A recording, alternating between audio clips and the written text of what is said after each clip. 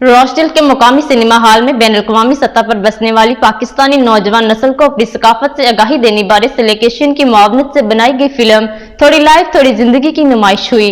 Film के producer Khalid Kidwai, Rochdale council के deputy leader councillor Adalat Ali, सिलिकेशन के chief executive Majid Nazir, mayor Rochdale Ali Ahmad, senior doctor Mohammad Iqbal के अलावा कम्युनिटी की सरकर्दा शख्सियात ने शिरकत की। मजीद अहवाल जानते हैं आरिफ चौधरी की इस रिपोर्ट में। रोस्टल के मुकामी सिनेमा हॉल में बैनुल-अक़वामी सतह पर बसने वाली नौजवान नस्ल को अपनी सकाफत से आगाही देने बारे सिलिकेशन की मुआवनत से बनाई गई फिल्म थोड़ी लाइफ थोड़ी जिंदगी की नुमाइश हुई।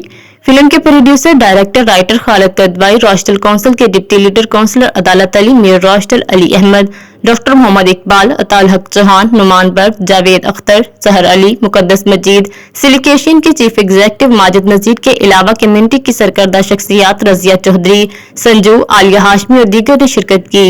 इस मौका पर फिल्म के प्रोड्यूसर खालिद कदवाई का कहना था कि फिल्म बनाने का मकसद दुनिया भर में बसने वाली पाकिस्तानी नौजवान नस्ल को इकट्ठा करने के साथ अपनी सकाफत से आगाही देना और अपनी कदर कीमत की पहचान करवाना है। फिल्म खानदान के तमाम अफराद इकट्ठे बैठकर देख सकते हैं। Deputy leader councillor Adalat Ali का कहना था कि फिल्म की कहानी खानदान के घर घूमती है और माशरे के आला तबके की नौजवान नस्ल को रोजमर्रा पेश आने वाले मसाइल की निशानदही की गई है कि कैसे इन्हें नजरअंदाज किया जाता है। चीफ एग्जीक्यूटिव सिलिकेशन माजिद नजीर ने कहा कि बरतानिया में बसने वाली पाकिस्तानी कम्युनिटी को तफरीह का मौका मिलने के साथ नौजवान नस्ल को अपनी सकाफत मादरी जुबान से रोशनास होने का मौका मिलता है। उनका मजीद कहना था कि फिल्म की आमदनी खैराती कामों पर खर्च होगी। North America and UK main focus is to unite them and show our new generation what is our culture, how we lived, and what is our values.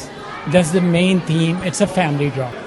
Family orientated, and it really tackles everyday problems in terms of upper working class aspirations and children's neglect and so on. What our country is all about. So thank you to all of you, and I hope you have a wonderful time in this beautiful place of Rochelle, in my town, in our town, in our city. So everyone who came from far away, I hope to see you all again. Thank you very much. हम अपना culture, अपनी सकाफत, अपनी language जो है उसको promote कर सके और इसकी जो भी प्रोसीडिंग होगी वो चैरिटेबल पर्पस के लिए जाएंगी, खबैब फाउंडेशन यूके के लिए। आलिया हाशमी ने कहा कि फिल्म की कहानी बहुत अच्छी है। जो लोग पाकिस्तान की सकाफत को फरोग दे रहे हैं काबिल सताइश है। कम्युनिटी लीडर रजिया चौधरी ने कहा कि ऐसी फिल्में पर्दा स्क्रीन पर आनी चाहिए ताकि पाकिस्तानी सकाफत को फरोग मिले।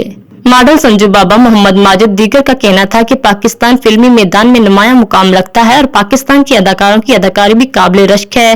फिल्म की अक्सबंदी भी कमाल महारत है और स्पेशली उन लोगों के लिए बहुत अच्छा है कि जो पाकिस्तानी कल्चर को प्रमोट कर रहे हैं और पाकिस्तानी मूवीज को यहाँ पे लाते हैं और एक्टर्स को लाते हैं। Movies nowadays and the actors are amazing. The way they picturize the movie is very good, and the lesson of the movie give very good lesson for the people. हमारा culture promote होता है और यहाँ की जो UK की generation है उसके लिए तो बहुत ही अच्छी बात है।